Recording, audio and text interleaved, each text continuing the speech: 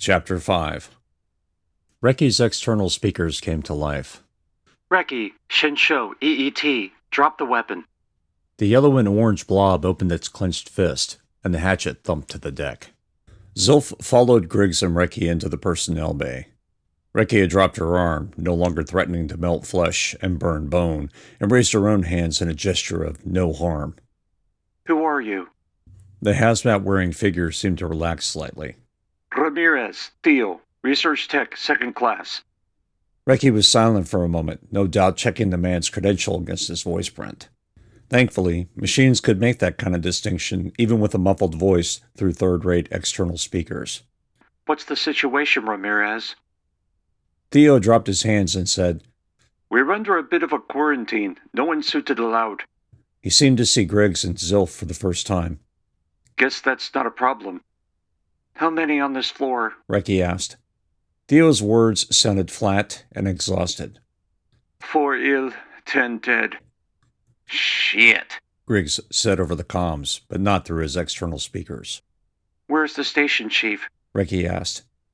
Theo looked down at his boots before pointing down the hall at a closed hatch. She's in there, Ricky. Dead. The others with the dead are sealed too, to prevent potential contaminants. Doesn't want whatever they have to end up in the air system, Zilf thought. He imagined the closed-off staterooms had been depressurized as well. Why was he carrying a hatchet? Zilf asked. Shut it, Reki said over the private comms. Through her speakers, she said, Why do you have a weapon? Ramirez paused, fingers clenching and unclenching. We have a patient loose in the barracks. He's attacked 2 people already. He's also carrying the infection. His helmet seemed to regard the hatchet with distaste. Just being careful. Who's in charge and where are they? Reki asked.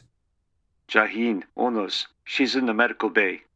Zilf, stay here with Ramirez. Griggs, come with me. Copy, Zilf said. This is Zilf. Reki said to Ramirez. He'll protect you and help you with whatever you need. Oh, Ramirez said. A moment later, his voice filled with relief. Thank you. I've been up here all alone for hours. Nothing to do but wonder when the bastard will show up. Keep your head on a swivel, Reki said to Zilf over private comms. With me, Griggs, she said, and headed down the corridor. Zilf saw the sign that pointed to Rec and Med. He nodded. There was probably a lift there leading to another level. Or maybe stairs. Didn't matter. He'd check Reki's feed when he had time. If she was sharing, that was. What's going on here, Ramirez? Zilf asked. What's the infection? Can we move over there? The tech said, pointing to the exit leading to the rest of the station. Zilf, keeping his hand ready in case the man did something, or in case the escaped patient chose to attack, reached for the hatchet and placed it in his belt. Not out, he said. Just near, okay? The panicked man nodded, the fabric of his suit crinkling with every movement. Zilf retreated slowly, eyes flicking to his suit's rear cam view of Ramirez every few beats, as the man matched him step for step. When he was less than a meter away from the large hatch, Zilf stopped and held up a hand. Far enough, he said. The tech nodded and quickly turned to face the hall. With you here, far enough. Ramirez, what's going on here? What happened? Ramirez continued looking down the hall, his head bobbing slightly as though he were checking the hatches for movement. Don't know. Only that people get sick and no matter what we try and do, they go comatose. After that, he shrugged and pointed to a sealed hatch. They go in one of those. Zilf was glad he was wearing a suit. Symptoms? Ramirez chuckled softly. Boils, fever, but the rest of the body seems cold and... He made a swallowing sound. They don't really die. A shiver ran down Zilf's spine. What did you say? Don't really. Ramirez whispered. No heartbeat, no blood circulation, no life signs, but somehow they keep moving. Moving? What are you talking about? Ramirez froze like a talking toy whose batteries had drained. Hey, Ramirez, Zilf said, and gently tapped the man on the shoulder. The tech flinched hard, awkwardly jumped to the right, and scrambled for the hatchet. Whoa, Zilf yelled and took a step backward.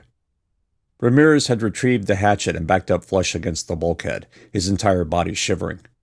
Take it easy. Ramirez's helmet twitched and shook. You don't understand, he said. Not supposed to be here. Please drop the weapon, Zilf said. The best the hatchet could do was scar his armor, so it wasn't much of a threat.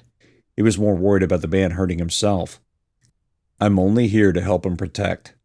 Ramirez's helmet flicked again in Zilf's direction. Could they hurt you? He let the hatchet slip to the deck, neck tilting to follow its descent. What? Zilf asked. Are you feeling okay? The figure shook its head. Need sleep, he said. Seeing things. Ramirez crossed his arms as if for warmth. When's the last time you got sleep? Zilf asked with as much patience as he could force. What he wanted to know was what in the hell was going on here, but Ramirez was nearly panicked, perhaps even delusional. Training told Zilf not to push, although instinct made his stomach churn. He couldn't see the man's face through the visor, which made it impossible to know what Ramirez was thinking. All Zilf could do was rely upon body language, and the bulky hazmat suit made that a bit of a guessing game. Feels like days, Ramirez said. Probably 36 hours. Don't know. Time means nothing now. Zilf didn't like the way Ramirez was talking. Too mechanical, too stunned. Sounded like shock. You can sleep anywhere you like. I'll keep watch, Zilf said. The tech shook his head no.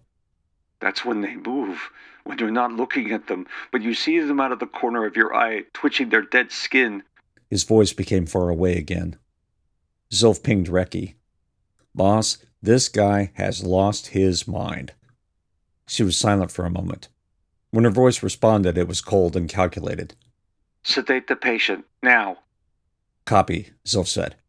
Hey, Ramirez, Zilf called out. Let me check your suit. Make sure you don't have a perforation or something. The figure shivered again. Nothing's touched me, he said. Won't let anything touch me. Zilf nodded to himself and thought, have it your way. He lifted his left hand and pointed at Ramirez. The thinner collar on Zilf's right arm extended a short tube. Zilf activated the stunner, and a bolt of electricity shot from the barrel and zapped the hazmat suit. Ramirez's suit might have been made to keep the pathogens at bay, but it hadn't been designed to take a stun round. The man fell back and slowly crumpled to the floor. How's stunned instead of sedated? Zilf asked. Sedate him now, Reki shot back. Shrugging, Zilf pulled a small case from his tool belt, thumbed it once, and an auto-injector fell into his hands. He stepped forward, pressed the injector against the suit, and activated it. A needle punctured the fabric, injected a tranquilizer, and pulled back. As the needle retracted, a dollop of coagulant sealed the puncture. He hadn't ever used it on a hazmat, but it had worked twice to keep staff at Hanley 5 from killing themselves. That had been with pressure suits, where the atmosphere outside their helmets had been filled with toxic levels of carbon dioxide. Neither of the injured pair had suffered signs of hypoxia or toxicity, so he assumed it had worked then. This, however, looked like a bacteria or virus rather than the release of a toxic gas. Maybe. That was more in Li Zhao's wheelhouse. Regardless, this man was already sick. He's down, Zilf said. Now what? Get him restrained. I want both wrists and legs secured. I'll send Yuri for him. Copy. What about the missing patient Ramirez was babbling about? That's still in play? Reki chuckled. He is the missing patient. But I do have a job for you after Yuri gets Ramirez. Zilf had already removed a loop from his belt and placed the unconscious man's hands inside. The loop closed tight enough to practically cut off all circulation. Uncomfortable, but it kept hostages, hostiles, and the panicked quite docile. He leaned over, prepared to do the same with the man's feet. What do you need me to do? Lock all the hatches up there, every one of them. Zilf looked across the hall at a hatch adjacent to the dead chiefs. Regardless of survivors? Regardless of survivors. Reki took a deep breath and her voice became clipped and low. I say again, do not remove anyone you find inside. Seal them in. If they respond, do whatever you can to keep them inside. Repeat my order. Zilf glanced down at the unconscious Ramirez before regarding the open hatch once more. If someone was alive, the standing order was to rescue them, not ensure they'd die. Biohazard, he said dumbly. Seal any survivors in their quarters. All hatches are to be closed at once. Any attempts to stop me should be met with force. His cadence had picked up by the end there, almost as if saying the words aloud somehow purged the unreality he felt. This was happening. Affirmative, Zilf. Out. The connection terminated. Movement caught his eye, and he flicked to the hallway. Yuri had appeared, an EPB in his hands. That him? Sylph stared down. That's him, Standard dose? Yuri asked as he prepped the device. Nothing more? Standard dose. Should be out for another 20, I'd guess, Sylph said. Hurry up. Boss wants this area in lockdown. She should. He walked to where Ramirez lay and unfolded the thick, wide brick he held in his hands. With only half of it unfolded, there was already enough translucent material to wrap up Ramirez like a mummy, which, with Sylph's help, is exactly what they did. When they were sure Ramirez was secured, Yuri activated the bubble. The material inflated as the power block in the brick came to life. The bubble made the sound of stretching plastic and tearing paper as it molded itself around the unconscious man. Once it provided more than a few centimeters of clearance for his entire body, the brick went silent, its status lights blinking. Yuri reached down and picked up the man as though he were merely lifting a package over his shoulder. The servos had made their tiny whine, but Sylph barely noticed the sound. While you get him out of here, maybe you can tell me what's going on, Sylph said. The other engineer had already turned and headed out of the room, his weapon arm free, plasma torch warm and ready. I'll shut the hatch. Sylph kept his eyes flicking from open hatch to open hatch, his own plasma torch warmed and pointed in front of him. A boom echoed through the room. Hatch closed. What is going on? Sylph asked. He had 3 hatches to walk past before reaching the first open one, the one Ramirez had kept staring at. These people are infected, Dostos and me. That last, a poorly pronounced Farsi expression made Sylph grin. Lichelle says it's nothing like she's ever seen. Not sure our patient is going to make it. Sylph reached the open personnel hatch and peered inside. The light from the corridor exposed only the first meter or so before shading into shadow. He activated his suit helmet's work light and panned it across the hatchway. The light struck the sheen of a black vacuum bag, the kind made for dead people, sitting atop a shredded bunk. Drying mucus covered the floor, an errant sock and a greasy stained jumpsuit had stuck to the substance. A drying streak of yellowish-green marred the pink and red-colored bulkhead. Sylph followed it with his light and groaned. Of course it leads to a fucking vent. What? Yuri asked. Nothing. Have to go. Cursing, Sylph shut the hatch. It was a personnel hatch, and therefore unlockable except from the inside. Unless, of course, you could crack it. He brought up the Shensho EET interface, chose the option marked Portals, selected Hatch Lock, and pointed it at the quarters. A bright red emergency indicator flashed over the room's entryway. If Station Chief... what was her name? If she came back through that vent, she'd be locked inside with no way out. At least not for now. Reki? Go. I'm moving through the rest of the hatches, but the station chief's body had broken out of the body bag. Signs of discharge, like from a wound. He groped for the words to describe what he'd seen. Like pus? Was she in there? No, Sylph said, shaking his head although she couldn't see him. His eyes flicked again from one side of the stretching corridor to the other. Her room is in lockdown. Copy. Update me when you finish. Copy on finish, Sylph said. For the first time since Hanley 5, Sylph's skin crawled. Unlike that op, however, this was more from something akin to dread rather than fear. He'd rather face a melting reactor or a crumbling building foundation on a high-G world than be locked in a tin can with the sick, and by the look of it, decaying. Next open hatch was 4 away. As he passed each of the already shut hatches, he put them in lockdown without opening them. After seeing what the station chief's suite had looked like, he was pretty sure the others would be in the same shape. Maybe the dead were still in there, trapped. Vents, Sylph muttered. Every room will have a vent. He activated his comms. Reki, every room, even the closed ones, will have vents. Acknowledged, Reki said, her voice tight. She terminated the connection. He didn't like that, not one bit. She wasn't sharing her or Grace's cam feeds, and he hadn't had an update on their side. Yuri hadn't exactly been specific either. Another hatch locked down. The next one lay open. Bracing himself, he pointed his light through the hatchway and into the room. The zipper bag on the bunk was closed, tight bands of fabric binding the body. He shined his light up at the ceiling and found the closed vent.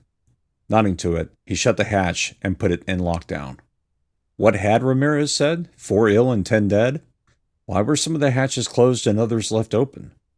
Sylph hadn't found anyone alive, unless the station chief had only been sick? Then why the body bag? He asked aloud. Sylph continued down the long hall, locking hatches and checking his corners as he did so. He wished Reki hadn't left him up here alone. Whatever was going on in the medical bay must be pretty bad if she hadn't bothered sending assistance, which would also explain the tightness in her voice and the fact she hadn't updated him. Shinsho protocols. Tell the truth when you can, say nothing when you can't. He guessed Griggs was already in the know about that situation. Might be another reason she hadn't sent him. He froze in mid-step just a meter from the next open hatch. The tip of a discolored finger stuck out from the threshold. He'd been so intent on checking his flanks, he hadn't been paying attention, and now a storm of goose flesh covered his skin. He activated his external speakers. Hello? No response. The finger didn't move either. Zilf crept forward a step, his plasma torch pointed down at where the body should be. Giving himself space, he backed up and crab-walked with the bulkhead to his back. His narrow view inside the room showed him the finger, but no hand, no arm, no body. A pool of crimson stained the steel deck and the cheery carpet covering it. He continued moving, revealing more and more of the room. The bunk was shredded. A trail of mucus, a nauseating swirl of both reds and greens, led upward and into the vent. The grate lay beside the bunk, warped and bent. Zilf shut the hatch, the finger popping out of the room entirely and into the hallway. He activated the lockdown and did his best not to wonder if he'd stepped on the amputated finger. The remaining open stateroom contained nothing more than a body bag, strips of cloth binding it together in a similar fashion to the last. Ramirez had been busy. Did they stop him in the process of doing the same to all the others? Or had he maybe done it to each of them before shutting their hatches? With all the hatches on the level in lockdown, Zilf connected to Reki. Level 1 barracks, secure, he said. Copy secure. Make your way to the airlock at the end of the hall. Once you're decontaminated, take the lift down. Beat you at the level 2 airlock. Copy airlock, he said. Zilf felt as though he was being watched and turned. The hallway was still empty save for the decaying finger on the floor. It looked as though it had been rotting for some time, but the pool of blood had been too fresh. Far too fresh. His eyes danced between what lay in front of him and whatever the hell might be behind him. Still no movement in the hallway. He looked upward at the ceiling and saw another missing vent grate. No trail of mucus this time. No remains of anything. Zilf noted it, but he was too busy getting to the airlock to think about it.